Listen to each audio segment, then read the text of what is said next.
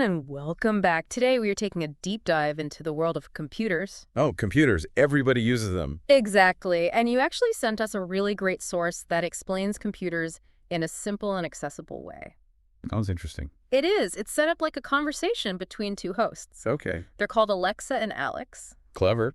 I like that. And they really break down all these computer basics that I think will help anyone listening make smarter decisions with technology. Yeah, I think that's really important because it's easy to just, use our computers and phones and stuff every day without actually knowing how they work. Right. Like, how many times have you had to troubleshoot a slow laptop or something and you have no idea where to even start? Oh, all the time. Me too, me too.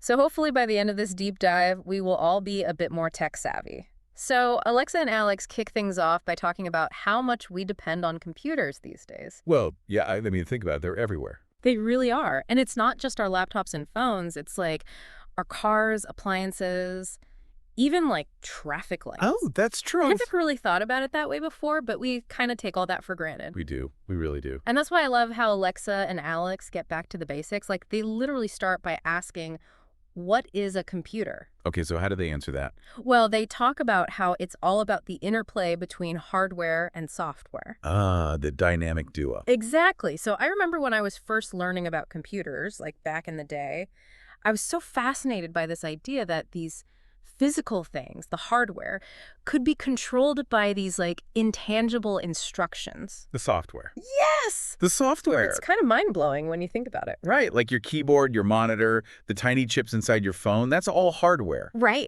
But it's the software that tells them what to do. Exactly. It tells it what to display, how to react when you click or type something. Yeah, and it made me realize, like, okay, so if I'm struggling to run a bunch of programs at once... And my computer's getting really slow, maybe it's a RAM issue. What is RAM again?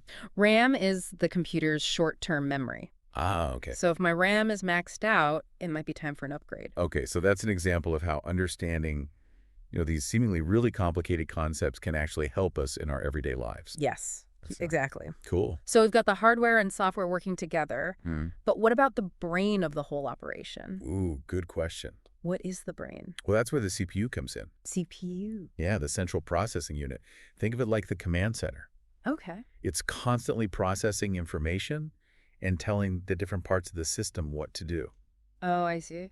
So like our brains, CPUs come in different speeds and configuration. Right. So like knowing what kind of CPU your computer has can give you a clue as to how powerful it is. Gotcha. So that's why when I'm shopping for a new laptop, I always check the CPU. Yeah, it makes a big difference, Hmm. especially if you're doing something like video editing or gaming. Right. Okay. So the CPU is busy processing all this information, but where does it actually store all that data? Well, even temporarily. Yeah, like even temporarily. I remember learning about RAM, the short-term memory, but it always seemed a bit mysterious to me.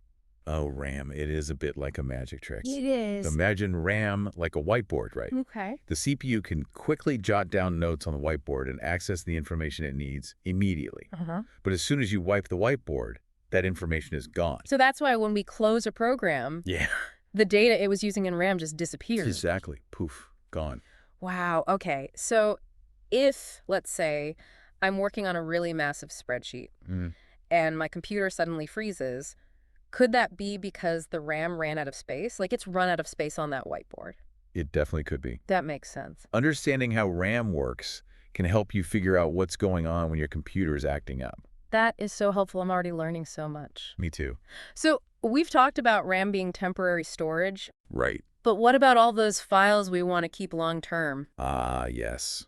Like our photos, our documents, our music collections. Exactly. Where does all that stuff go? That's where your hard drive or your SSD comes in. SSD. Yeah, a solid state drive. Oh, okay. Think of them as the filing cabinets for all your important digital stuff. That's a great analogy. And just like filing cabinets, hard drives and SSDs come in different sizes. Right. Different storage capacities. Exactly. Yeah. And that's something to keep in mind when you're buying a new computer or phone or whatever. Definitely. Like, if I'm going to be storing tons of video files, I need a much bigger drive than someone who mostly just works with documents. Oh, for sure. Okay, so that makes sense. And these days, we've also got cloud storage. Oh, the cloud. Yeah, the cloud, which adds a whole other layer to the mix. It does. That's where things get really interesting. They do. I feel like we could spend a whole deep dive just talking about the cloud. Oh, yeah, definitely. The pros and cons, maybe compare different providers. Yeah, I feel like exactly. that would be fun.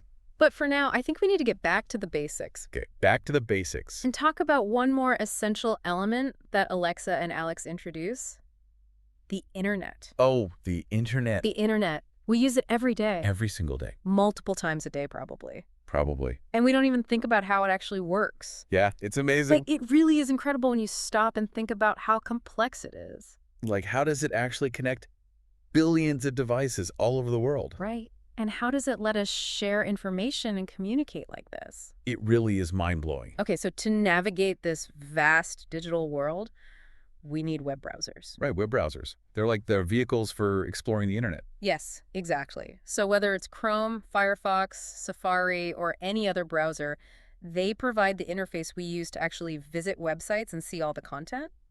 Okay, and then we've got search engines, right? Oh, yeah, the magic of search engines. Like Google, Yeah. which help us actually find what we're looking for. It's like having a digital librarian who can instantly point us to the most relevant information. Seriously, how do they do that? Hmm. It's incredible. Well, I know, they just sift through billions of web pages in like a second. Crazy. Okay, so I think we've covered a lot of ground here in this first part of our deep dive. We have. We've talked about hardware, Wow. software, Yeah. CPU, RAM, storage, even touched upon the internet and the cloud. It's a lot, but it's all so You interesting. know, right? Yeah. And there's still so much more to explore. I know. I can't wait. In the next part of our deep dive, we are going to delve into different types of computer programs. Okay, so like the tools that we use, Yes, the tools we use to actually do things with computers. like word processing and spreadsheets and all that. Exactly. So stay tuned because things are about to get even more interesting. Can't wait. Welcome back to our deep dive into computers. Last time we talked about all those important parts like the CPU and RAM and even the internet. Yeah, there's so much to learn about computers. I know, right? It's amazing how much we use them without really understanding how they work. So true, so true. I'm excited to uncover more of those behind-the-scenes things today. Well, Alexa and Alex in our source actually talk about different types of computer programs next, which is a pretty good place to pick up, I think. Yeah, that sounds good. Those are the things that let us actually do stuff with computers, right? Exactly. It's like having a toolbox full of different gadgets for different tasks. Ooh, I like that analogy. And just like a good toolbox, the programs we use can make a huge difference in how we work. That makes sense. So they start off by highlighting programs we probably all use like all the time. Like what? Word processors. Oh, yeah, like Microsoft Word. Exactly. Or Google Docs. Oh, Google Docs, yeah. It's kind of crazy to think about how much these programs have changed how we write and communicate. I know, right? Remember typewriters Oh, yeah. and correction fluid? Oh, my gosh. Yes.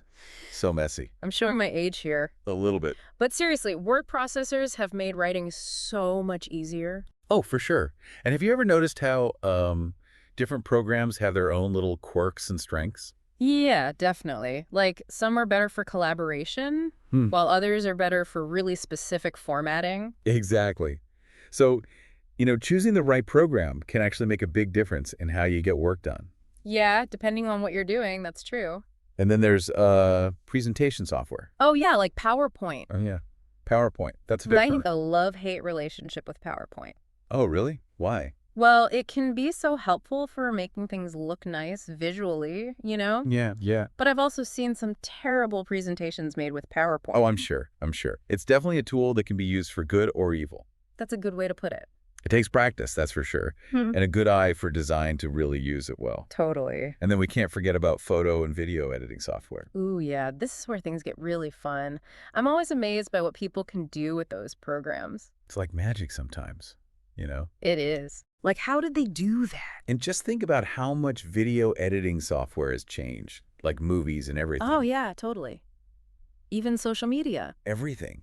Have you ever tried editing videos yourself? I have. Is it hard? Well, it's definitely an art, that's for sure. Mm-hmm. But the software these days makes it so much easier to try out. Yeah, that's cool. And then, of course, there are spreadsheets. Ah, spreadsheets. Not as glamorous. I know, right? But super useful, Yeah, they are. especially for anyone who works with data. Oh, for sure. I remember when I first learned how to use Excel, I was like, whoa. Seriously. Yeah, like there's a whole new world opened up. Spreadsheets are kind of like the unsung heroes of the computer world. They are. They're used for everything, you know? Right. You can track budgets, analyze data, make charts. Even just organize your grocery list. Exactly. So many possibilities. Okay, but it's important to remember, we've been talking about all these powerful programs, Mm-hmm. but there are also programs that protect our computers. Oh, yeah, that's important. Right. Like antivirus software. Oh, antivirus Yeah. to protect us from all those nasty bugs. Exactly. It's like a digital shield, right? Protecting against malware and viruses. So important. It's like a security system for your computer. That's a good way to put it. What about firewalls? Oh, yeah, firewalls. Those are important too. What do they do again? So firewalls are designed to block anyone who's trying to get into your computer without permission. Ah.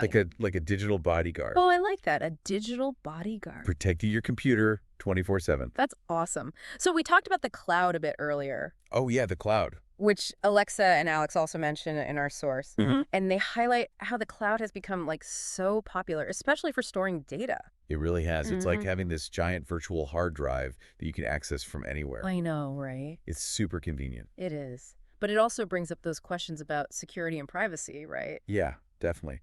It's great to have all your files accessible from any device, Mm-hmm. but you have to think about who you're trusting with your data. That's a good point.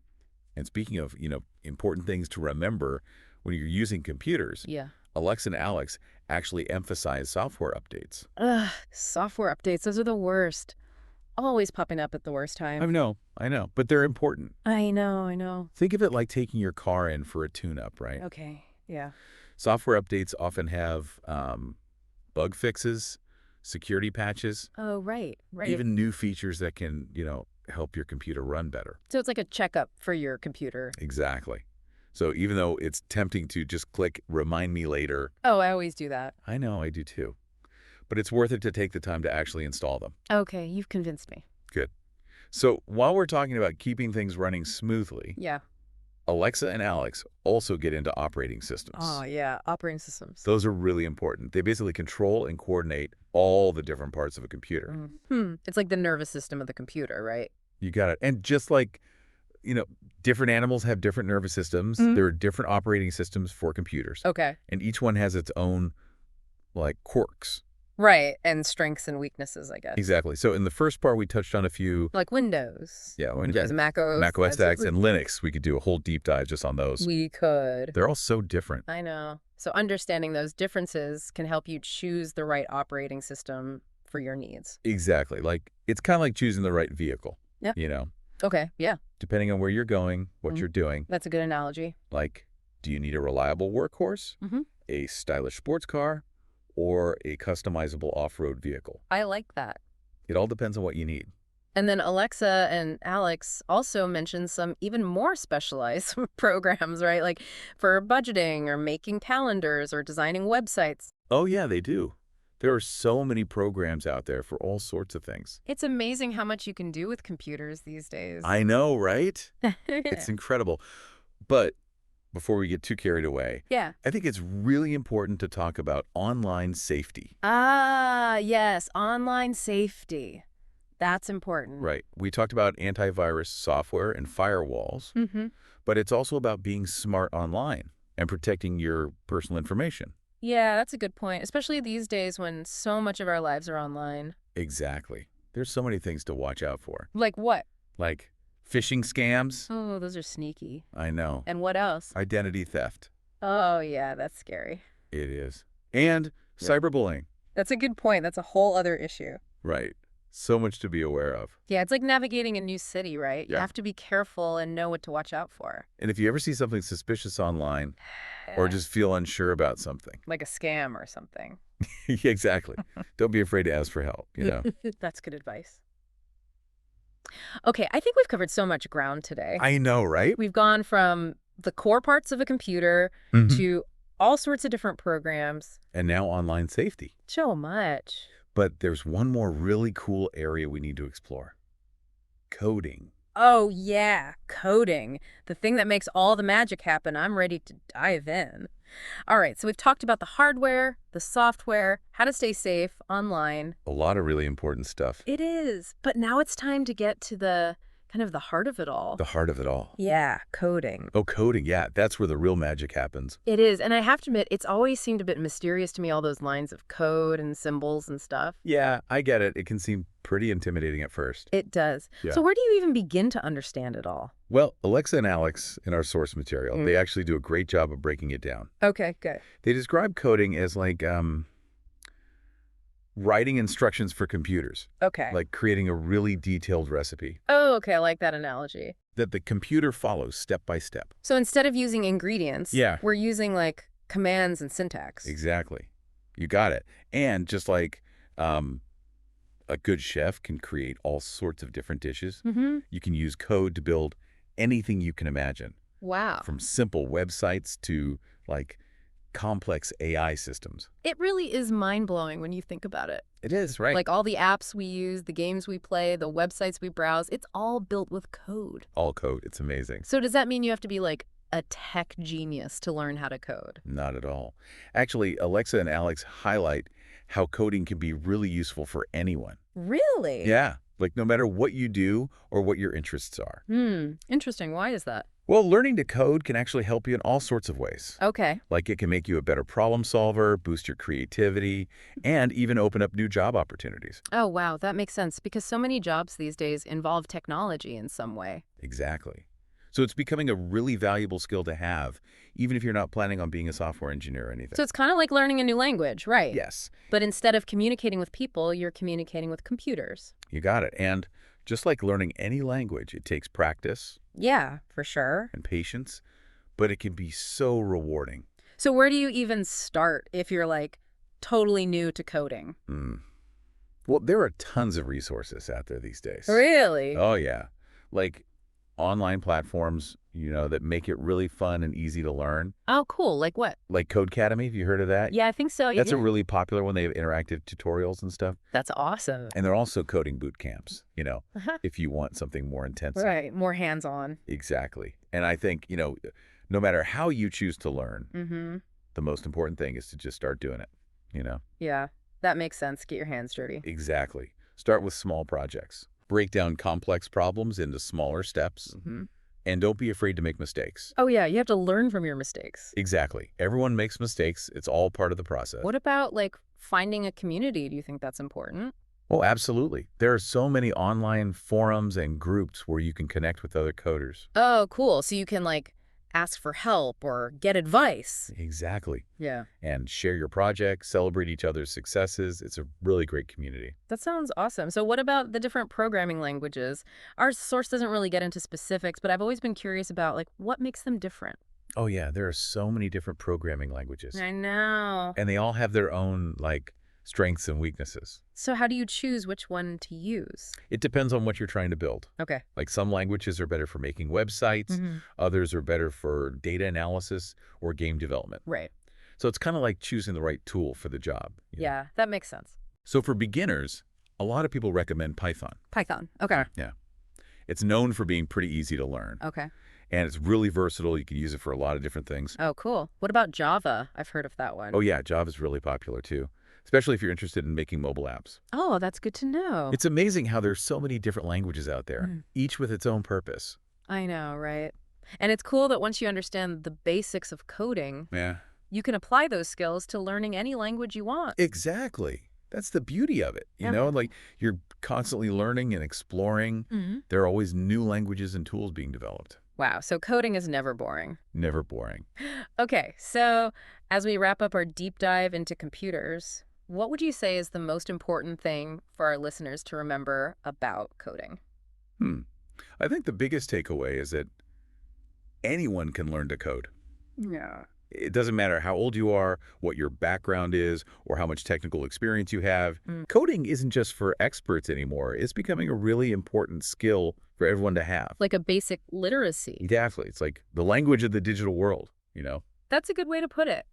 I hope our deep dive has inspired some people to give coding a try. Me too. Whether it's building a simple website, creating a fun game, or just understanding how technology works better, there's so much you can do with coding. And the possibilities are endless. So true. The digital world is always changing, so stay curious, embrace the challenges, and never stop learning. That's great advice.